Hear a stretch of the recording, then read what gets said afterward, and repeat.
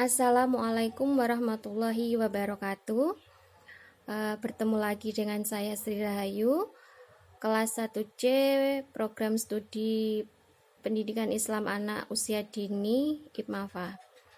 Pada kesempatan kali ini saya akan memaparkan singkat tentang definisi, manfaat mempelajari akhlak dan juga hubungan ilmu akhlak dengan ilmu lainnya.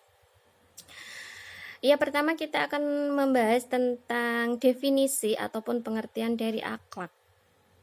Apa sih akhlak itu? Akhlak secara bahasa berasal dari bahasa Arab al-akhlak yang merupakan bentuk jamak dari kata kuluk atau al-khaliq yang berarti tabiat, budi pekerti, kebiasaan ataupun juga adat. Sedangkan pengertian secara istilah, akhlak adalah suatu keadaan yang melekat pada jiwa manusia yang melahirkan perbuatan-perbuatan yang mudah tanpa melalui proses pemikiran, pertimbangan, ataupun penelitian.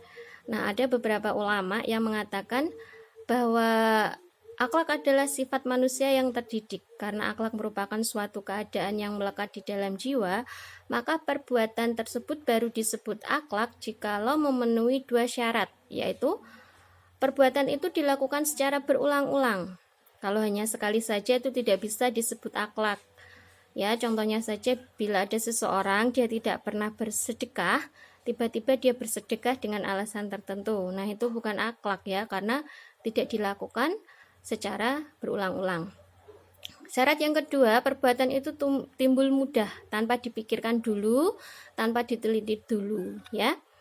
Contohnya, jika kita ingin melakukan sesuatu, jika kita terpaksa ataupun kita memikirkan dulu, mempertimbangkan sebab akibatnya, itu tidak bisa disebut dengan akhlak. Selanjutnya, manfaat. Manfaat mempelajari ilmu akhlak ini apa saja? Hal ini sangat berguna sekali bagi kita, apalagi di masa pandemi corona saat ini ya, untuk mempelajari akhlak. Karena kita tahu semenjak ada pandemi, semua kehidupan masyarakat itu berubah, mulai dari ekonomi, pendidikan, dan lainnya.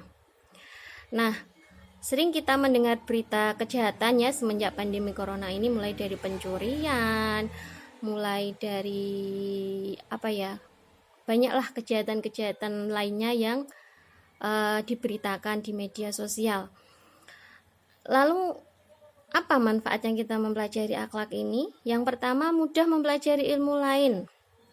Jika kita memiliki akhlak yang baik, kita bisa dengan mudah mempelajari ilmu lainnya. Karena ilmu tanpa adab itu ya seperti sayur tanpa garam, seperti itu ya. Jadi sudah jelas bahwa untuk mempelajari ilmu lain kita juga harus mengerti adab-adabnya. Yang kedua, termasuk dalam kelompok mukmin yang baik. Hal ini juga sudah jelas ya, bahwa jika kita memiliki akhlak yang baik, kita termasuk golongan hamba Allah atau umat Rasulullah yang baik. Yang ketiga, mengikuti perintah Allah. Allah sudah jelas memerintahkan kepada umatnya untuk berakhlak dan beradab yang baik sebagaimana Rasulullah yang menjadi suri tauladan kita semua. Selanjutnya, jalan menuju surga. Akhlak yang baik adalah mereka yang memiliki jalan baik menuju surga. Tidak akan mungkin penghuni surga berisi orang yang tidak memiliki akhlak yang baik. Selanjutnya, manfaat selanjutnya adalah mendapat kemudahan dalam kesusahan. Ini lebih ke dalam hubungan kita di lingkungan sekitar ataupun masyarakat.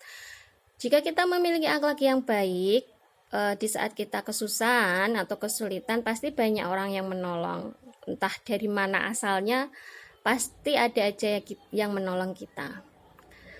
Manfaat selanjutnya adalah diterimanya amalan. Seseorang yang memiliki akhlak yang baik akan diterima segala amalannya.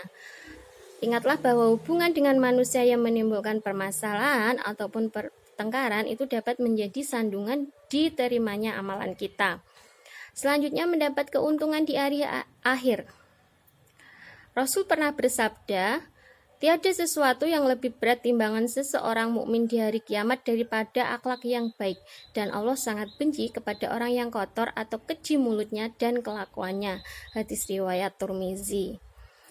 Selanjutnya, disukai Allah. Sudah jelas ya, ini kalau kita berakhlak yang baik, pasti Allah sangat menyukai kita. Hal ini banyak dijelaskan di dalam Al-Quran maupun hadis. Selanjutnya, kita termasuk orang yang beruntung.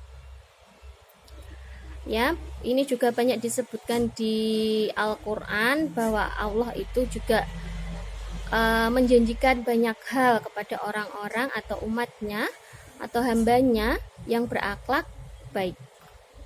Selanjutnya, kita bisa mendapat pahala tanpa batas. Orang yang memiliki akhlak baik otomatis kan memiliki sifat sabar, memiliki amal soleh yang baik. Jadi sudah pasti kita akan mendapatkan pahala yang luar biasa tanpa batas. Nah, selanjutnya hubungan akhlak dengan ilmu-ilmu lainnya. Yang pertama itu hubungan ilmu akhlak dengan ilmu tasawuf. Nah, apa sih ilmu tasawuf itu? Tasawuf atau biasa orang juga menyebutnya sufisme, itu pada dasarnya adalah melakukan serangkaian kegiatan ibadah yang bertujuan untuk mendekatkan diri kepada Allah, mensucikan diri dari perbuatan tercela dan menghias diri dengan perbuatan yang terpuji. Semua itu dilakukan untuk mendekatkan diri kepada Allah. Nah, begitu pula dengan akhlak. Akhlak dan tasawuf sama-sama bertujuan untuk mendekatkan diri kepada Allah. Yang kedua, hubungan ilmu akhlak dengan ilmu tauhid. Ilmu tauhid itu ilmu yang mempelajari tentang cara-cara mengesahkan Allah. Sudah jelas ya, ini ilmu tauhid itu memberikan arahan terhadap ilmu akhlak, begitupun sebaliknya. Yang ketiga, hubungan ilmu akhlak dengan ilmu jiwa. Ilmu jiwa atau biasa orang menyebutnya psikologi adalah ilmu yang membahas hal-hal yang menyangkut dengan kejiwaan. Hal ini juga berguna untuk menambah pengetahuan kita, untuk mengembangkan ilmu akhlak kita yang berasal dari ilmu jiwa tersebut. Selanjutnya, hubungan ilmu akhlak dengan ilmu pendidikan. Sudah jelas bahwa tujuan pendidikan dalam Islam sangat erat kaitannya dengan penyempurnaan akhlak manusia. Tujuan tersebut dengan jelas menggambarkan bahwa ilmu pendidikan dan ilmu akhlak memiliki hubungan yang sangat erat kaitannya. Pendidikan merupakan sarana dalam pembentukan peserta didik sebagai seseorang yang berakhlak mulia. Terakhir, hubungan ilmu akhlak dengan ilmu filsafat. Filsafat itu adalah dasar dari segala ilmu. Pemikiran filsafat itu yang paling berhubungan dengan akhlak adalah pemikiran tentang jiwa manusia yang dikemukakan oleh Ibnu Sina. Hal ini menunjukkan bahwa dalam pemikiran filsafat terdapat sumber dapat dikembangkan menjadi konsep ilmu akhlak. Jadi sudah jelas ya bagaimana ilmu akhlak itu sangat penting buat kita, untuk kita bisa mengembangkan diri menjadi orang yang lebih baik lagi, menjadi hamba Allah yang baik, yang soleh, yang taat. Demikian paparan singkat dari saya. Semoga apa yang saya sampaikan ini bermanfaat. Sekian dan terima kasih. Wassalamualaikum warahmatullahi wabarakatuh.